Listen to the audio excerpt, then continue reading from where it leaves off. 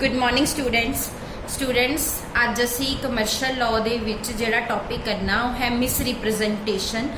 असी चैप्टर कर रहे हैं फी कंसेंट, जिहदे विच मैं ऑलरेडी तुहानूं क्वेश्चन अनड्यू इन्फ्लुएंस और फ्रॉड जिहड़ा आ करवा चुकी हाँ। अज फोर्थ पॉइंट जिहड़ा असी डिस्कस करना आ वो है मिस रिप्रजेंटेशन। सब तो पहला मिस रिप्रजेंटेशन नूं समझण तो पहला ये समझना जरूरी आ कि रिप्रजेंटेशन की हुंदी आ। Representation means a statement of fact made by one party to other before और at the time of contract is made with regard to some existing fact or some past event which materially induce the formation of the agreement।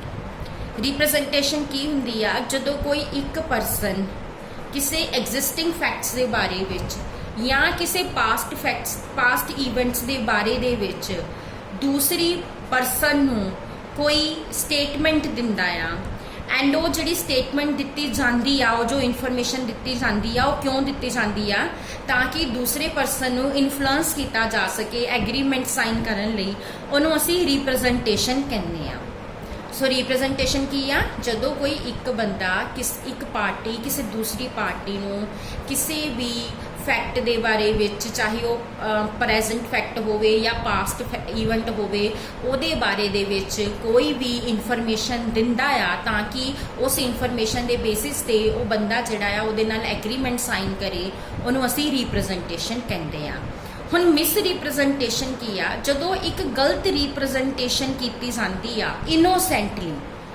ठीक है, इत्थे एक word आ innocently. जदों innocently कोई गलत representation की जाती आ तां उहनूं मिस रिप्रजेंटेशन कहंदे आ। वैसे तां आपां फ्रॉड विच की पढ़िया उहदे विच भी रॉन्ग रिप्रजेंटेशन ही की गई सी, बट फ्रॉड और मिस रिप्रजेंटेशन का मेजर डिफरेंस की आ कि फ्रॉड विच गलत इन्फॉर्मेशन दसी जाती आ दूसरी पार्टी नूं धोखा देण दे लई, बट मिस रिप्रजेंटेशन दे विच गलत इन्फॉर्मेशन दसी गई है बट इनोसेंटली, क्योंकि उस पार्टी जिहड़ी पार्टी गलत इन्फॉर्मेशन दे रही आ उहनूं अपने आप नूं भी नॉलेज नहीं आ कि जो वो इन्फॉर्मेशन दे रही आ वो गलत आ।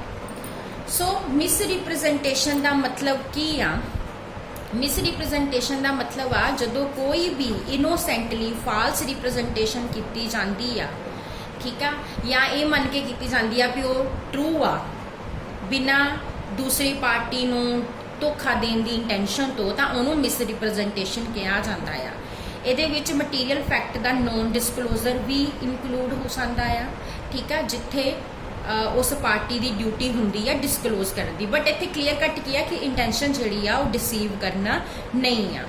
सो कोई भी फाल्स स्टेटमेंट जदों कोई भी परसन बिलफुली करता आ तां वो फ्रॉड बन जाती है, किसी को धोखा देने लई करता आ, और जदों इनोसेंटली करता आ तां वो मिस रिप्रजेंटेशन बन जाती है। ठीक है, हुण इहदे विच अनवारंटेड असरशनस की हैगियां। फर्स्ट ऑफ ऑल आ positive assertion. Positive assertion in a manner not warranted by information of person making it. जो तुसी किसी कोई इन्फॉर्मेशन दे रहे हो, कोई असर्शन कर रहे हो, बट तुहानूं खुद नूं भी तुसी जिहड़ी ओहदी लई श्योर नहीं हो कि जो तुसी वो इन्फॉर्मेशन दे रहे हो वो सही आ, ठीक आ, बट तुसी ओहनूं सही मान रहे हो इसलिए तुसी दे रहे हो तां ओहनूं असीं पॉजिटिव असर्शन कहंदे आ। ठीक है, सैकेंड आ any breach of a duty which without an intent to deceive gain an advantage to person.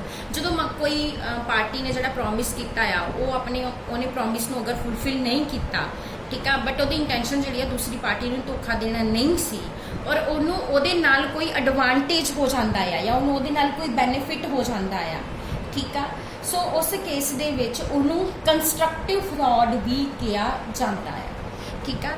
सो ये वो वाले केसिस भी कवर हो जाते हैं जिथे कोई भी स्टेटमेंट जी की गई है वैसे तो वो ट्रू सी, बट जो बाद में जो एक्चुअली उन्होंने परफॉर्म करने का टाइम आता है तो उस टाइम पर कोई सरकमस्टांसिस चेंज होने के नाल वो इन्फॉर्मेशन जी हैगी फाल्स हो जाती है और जिहड़े परसन ने वो इन्फॉर्मेशन दी है उन्होंने इस गल की बिल्कुल भी नॉलेज नहीं आ कि वो फाल्स हो चुकी है, ठीक है। एंड थर्ड की आ causing however innocently a party to an agreement. तुसी मतलब गलती दे नाल किसी पार्टी नूं इनोसेंटली किसी पार्टी नूं कोई एग्रीमेंट जिहड़ा आ साइन करन दे लई मजबूर कर दिंदे हो, ठीक है। सो उस केस दे विच भी उन्होंने असीं मिस रिप्रजेंटेशन ही कहते हैं। हुण मिस रिप्रजेंटेशन दे असेंशियल रिक्वायरमेंट्स की होंदी है। सब तो पहला एक रिप्रजेंटेशन होनी चाहिए है। सैकेंड वो रिप्रजेंटेशन इहो जे फैक्ट नाल रिलेटिड होनी चाहिए है जिहड़ा कि अनट्रू आ, मतलब वो फैक्ट झूठ आ, गलत आ। एंड ये रिप्रजेंटेशन जिहड़ी कीती गई आ ये कॉन्ट्रैक्ट नूं साइन करन तो पहलां कीती गई आ। फोर्थ की आ उहदे बेसिस ते ही दूसरी पार्टी ने जिहड़ा कोई भी एक्ट किया या एक्शन लिया है। And fifth it must have been made या तो उस पार्टी द्वारा की गई आ जिहड़ी कॉन्ट्रैक्ट की पार्टी आ या उहदे ऑथोराइज्ड एजेंट द्वारा की गई आ। हुण मिस रिप्रजेंटेशन के कंसीक्वेंसिस की हुंदे आ। जदों कोई भी मिस रिप्रजेंटेशन होंदी है तो अग्रीव्ड पार्टी जिहड़ी कंसेंट अफेक्टेड आ मिस रिप्रजेंटेशन नाल उहदे कोल किहड़े अल्टरनेटिव ऑप्शनस ने। फर्स्ट वो कॉन्ट्रैक्ट नूं रिजाइन कर सकता है। सैकेंड वो कॉन्ट्रैक्ट नूं अफर्म भी कर सकता है यानी वैलिड कर सकता है। और ये भी इंसिस्ट कर सकता है कि जो भी मिस रिप्रजेंटेशन दी गई उन्होंने गुड किया जाए, मतलब जो गलत इन्फॉर्मेशन दी गई उन्होंने ठीक किया जाए। एंड थर्ड वो मिस रिप्रजेंटेशन ते बिलीव कर भी सकता है तो एज अ डिफेंस जिहड़ा आ उस कॉन्ट्रैक्ट नूं परफॉर्म भी कर सकता है। सो ये है साडी मिस रिप्रजेंटेशन। उस तो बाद जिहड़ा साडा लास्ट टॉपिक है वो है मिसटेक दा। मिसटेक की हुंदी आ किसी भी चीज़ के बारे कोई गलत बिलीफ जो सानू हुंदा आ, एरनियस बिलीफ हुंदा, उन्होंने असीं मिसटेक कहने आ। ठीक है। ਇਹਦਾ मतलब की हुंदा कि कोई भी पार्टी करना तो कुछ होर चाहती है बट इंटेंशनल एरर दे नाल कर कुछ होर दिंदी आ। ठीक है। मिसटेक दो तरह की होंदी है, mistake of law and mistake of fact. जिहड़ी लॉ की मिसटेक हैगी आ उहनूं अगे असीं 3 कैटेगरीज दे विच डिवाइड करते हैं। Mistake of general law of country, mistake of foreign law, mistake of private rights of party relating to property and goods. सब तो पहला है mistake of general law of country. जिथे कोई गलती कंट्री के किसी जनरल लॉ के बारे में होंगी आ तो उत्थे कॉन्ट्रैक्ट ईवन बाइंडिंग रहिंदा आ यानी कि वैलिड रहिंदा आ, क्योंकि ये मन के चलिया जाता है कि जिहड़ा भी कंट्री का सिटीजन आ उन्होंने उस कंट्री के जिहड़े जनरल लॉ ने उन्हां दे बारे नॉलेज होनी चाहिए आ। सो ये कोई एक्सक्यूज़ नहीं आ। ठीक है। तुसी कोई भी जिहड़ा हैगा आ चौंक क्रॉस करते हो जिथे लाइट रैड सी एंड ईवन दैन तुसी वो क्रॉस कर लिया तो उस केस दे विच तुसी ये एक्सक्यूज़ नहीं दे सकते कि तुहानूं इस गल की नॉलेज ही नहीं आ कि जो लाइट रैड होंदी आ उस टाइम क्रॉस नहीं करना हुंदा, उदों क्रॉस करना हुंदा जो ग्रीन होंदी, क्योंकि ये जनरल लॉ आ साडी कंट्री का। ठीक है। सो जनरल लॉ की नॉलेज हरेक बंदे नूं होनी चाहिए आ। लॉ की इग्नोरेंस कोई भी एक्सक्यूज़ नहीं हुंदी। सो उस केस दे विच अगर मिसटेक किसी जनरल लॉ के बारे में हुई आ तो जिहड़ा कॉन्ट्रैक्ट है वो बाइंडिंग होएगा और कोई भी पार्टी जिहड़ी हैगी आ वो इस गल दे बेसिस ते कॉन्ट्रैक्ट नूं अवॉइड नहीं कर सकती कि उन्होंने जनरल लॉ की नॉलेज नहीं सी यानी कि वो इग्नोरेंट सीगा। सो कॉन्ट्रैक्ट जिहड़ा आ वॉइडेबल नहीं होएगा अगर उत्थे मिसटेक किसी जनरल लॉ बारे हुई आ। सैकेंड आ mistake of foreign law and private rights of a party relating to property and goods. जिहड़ी फॉरेन लॉ की मिसटेक आ यानी किसी होर कंट्री के लॉ की मिसटेक आ या किसी पार्टी के पर्सनल राइट्स बारे मिसटेक आ उन्होंने असी ट्रीट करते हैं फैक्ट की मिसटेक के इक्वल। सो उत्थे जिहड़ा एग्रीमेंट आ वॉइड किया जा सकता है अगर मिसटेक बाइलेटरल होएगी यानी कि बाइलेटरल मीनस दोनों साइड तो होएगी। हुण असी पढ़ांगे मिसटेक ऑफ फैक्ट के बारे में। मिसटेक ऑफ फैक्ट जिहड़ी हुंदी आ पहले तो लॉ के बारे मिसटेक होना किसी फैक्ट के बारे में मिसटेक ये बाइलेटरल भी हो सकती है एंड यूनीलेटरल भी हो सकती है। सब तो पहला है बाइलेटरल मिसटेक। बाइलेटरल मिसटेक की हुंदी है दोनों पार्टी तो मिसटेक दोनों पार्टीज़ के माइंड के विच जो मिसटेक हुंदी आ गलती हुंदी आ तो यदा मतलब उन्हां दी कंसेंट जिहड़ी आ मैच नहीं कर रही, उन्हां दी कंसेंट नैगेटिव आ ते उस केस दे विच कॉन्ट्रैक्ट जिहड़ा आ वॉइड हो जाता है। ठीक है। सैक्शन 20 की कह रहा where both the parties to an agreement are under a mistake. अगर एग्रीमेंट के दोनों पार्टीज ही अंडर मिसटेक हैगियां आ और मिसटेक कादे बारे विच रिलेटेड टू द फैक्ट और केड़ा फैक्ट जिहड़ा कि एग्रीमेंट लई एसेंशियल सी तो उस केस दे विच एग्रीमेंट जिहड़ा आ वॉइड हुंदा आ। ठीक है। हुण इहदे विच एग्रीमेंट नूं ਮਿਸਟੇਕ ਦੇ ਗਰਾਊਂਡ ਤੇ ਵੋਇਡ ਕਰਨ ਲਈ 4 ਕੰਡੀਸ਼ਨਸ ਫੁੱਲਫਿਲ ਹੋਣੀਆਂ ਚਾਹੀਦੀਆਂ। ਪਹਿਲਾ, there must be mistake as to the formation, contract की फॉर्मेशन नाल रिलेटेड मिसटेक हुई। सैकेंड, मिसटेक दोनों पार्टीज द्वारा हुई, यानी कि बाईलेटरल सी ना कि यूनीलेटरल सी। थर्ड, मिसटेक फैक्ट दी आ ना कि लॉ दी आ। एंड फोर्थ, फैक्ट जिहड़ा आ एग्रीमेंट दा एसेंशियल सी। ठीक है, हुण नैक्सट किहड़े केसिस आंदे आ जिहड़े कि बाईलेटरल मिसटेक दे अंडर ਅਸੀਂ ਲੈਂਦੇ ਆ। सब तो पहला आ mistake as to the subject matter.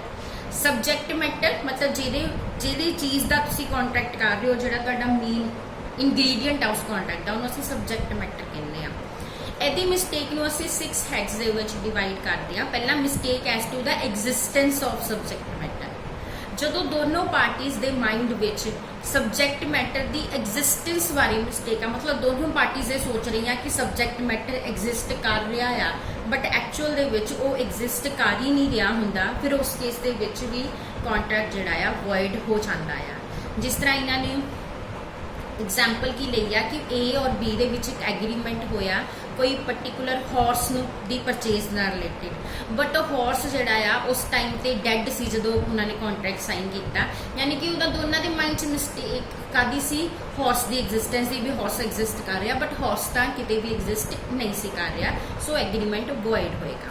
Second ਆ mistake as to the identity of subject matter, ਹੈ ਨਾ, ਜਦੋਂ ਦੋਨੋਂ ਪਾਰਟੀਜ਼ ਦੇ ਮਾਈਂਡ ਵਿੱਚ ਮਿਸਟੇਕ ਆ ਸਬਜੈਕਟ ਮੈਟਰ ਦੀ ਆਈਡੈਂਟੀਟੀ ਦੇ ਬਾਰੇ ਵਿੱਚ, ਜਿੱਦਾਂ ਇੱਕ ਪਾਰਟੀ ਦੇ ਮਾਈਂਡ ਦੇ ਵਿੱਚ ਕੋਈ ਹੋਰ ਸਬਜੈਕਟ ਆ ਔਰ ਦੂਸਰੀ ਪਾਰਟੀ ਦੇ ਮਾਈਂਡ ਦੇ ਵਿੱਚ ਕੁਝ ਹੋਰ ਸਬਜੈਕਟ ਆ, ਉਸ ਵੇਲੇ ਵੀ ਕੰਟਰੈਕਟ ਜਿਹੜਾ ਆ ਵੋਇਡ ਹੁੰਦਾ ਆ। ਜਿਸ ਤਰ੍ਹਾਂ ਇਹਨਾਂ ਨੇ ਐਗਜ਼ਾਮਪਲ ਦਿੱਤੀ ਆ ਕਿ A ਨੇ ਐਗਰੀਮੈਂਟ ਕੀਤਾ ਕਿ ਉਹ B ਦੇ ਕੋਲੋਂ 125 ਬੇਲਸ ਆਫ ਕਾਟਨ ਜਿਹੜੀਆਂ ਹੈਗੀਆਂ ਬਾਈ ਕਰੇਗਾ ਟੂ ਅਰਾਈਵ ਐਕਸਪਰਸ ਫਰੋਮ ਬੰਬੇ।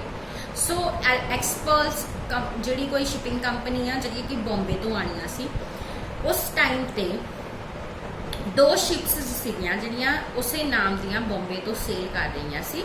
ਇੱਕ A ਦੇ ਮਾਈਂਡ ਵਿੱਚ ਇੱਕ ਸ਼ਿਪ ਸੀ ਤੇ B ਦੇ ਮਾਈਂਡ ਵਿੱਚ ਦੂਸਰੀ ਸ਼ਿਪ ਸੀ, ਦੋਨਾਂ ਦੇ ਮਾਈਂਡ ਦੇ ਵਿੱਚ ਹੀ ਮਿਸਟੇਕ ਸੀ, ਸੋ ਕੋਈ ਵੀ ਕੰਟੈਕਟ ਉਹਨਾਂ 'ਚ ਨਹੀਂ ਬਣਦਾ। थर्ड आ mistake as to the title of subject matter, जिथे सबजैक्ट मैटर की ओनरशिप नाल रिलेटेड ਉਹਦੇ टाइटल नाल रिलेटेड मिसटेक ਹੁੰਦੀ ਆ, सो ਉੱਥੇ भी कॉन्ट्रैक्ट वॉइड ਹੁੰਦਾ ਆ।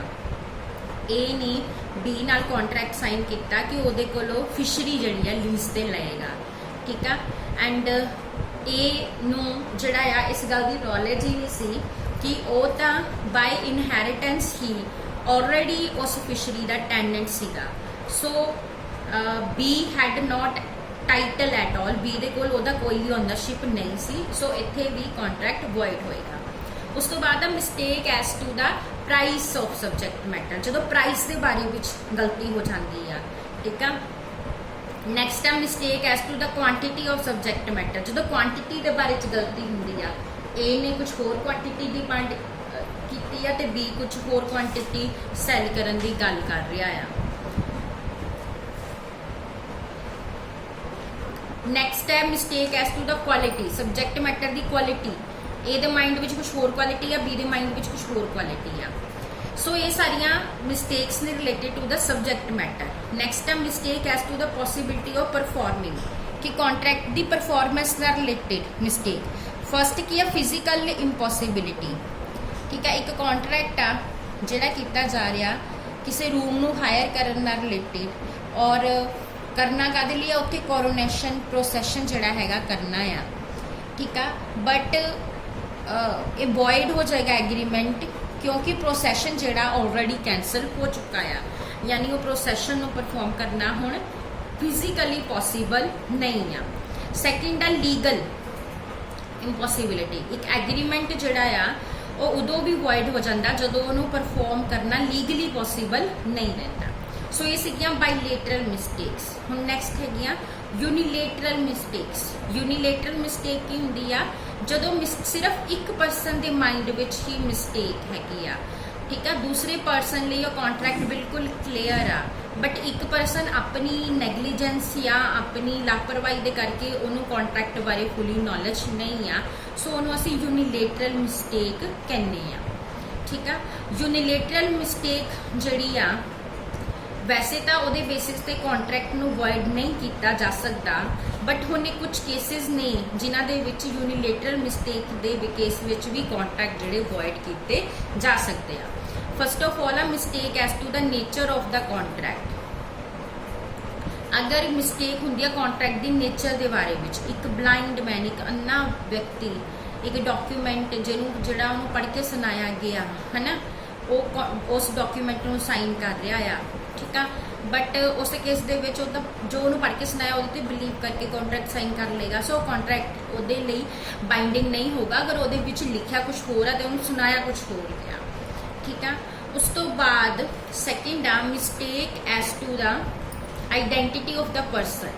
ਕਈ ਵੇਲੇ ਮਿਸਟੇਕ ਹੋ ਜਾਂਦੀ ਆ ਉਸ ਜਿਹੜੀ ਪਾਰਟੀ ਨਾਲ ਕੰਟਰੈਕਟ ਸਾਈਨ ਕੀਤਾ ਉਹਦੀ ਆਈਡੈਂਟੀਟੀ ਦੇ ਬਾਰੇ ਵਿੱਚ।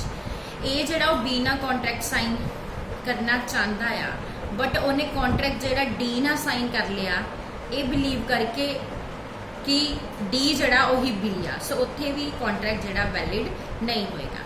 ਸੋ ਇਹਦੇ ਨਾਲ ਹੀ ਸਾਡਾ ਇਹ ਮਿਸਟੇਕ ਦਾ ਟੌਪਿਕ ਵੀ ਕਵਰ ਹੁੰਦਾ ਆ ਤੇ ਇਹਦੇ ਨਾਲ ਹੀ ਸਾਡਾ ਇਹ ਚੈਪਟਰ ਪ੍ਰੀ ਕੰਸੈਂਟ ਵੀ ਇੱਥੇ ਖਤਮ ਹੁੰਦਾ। Thank you.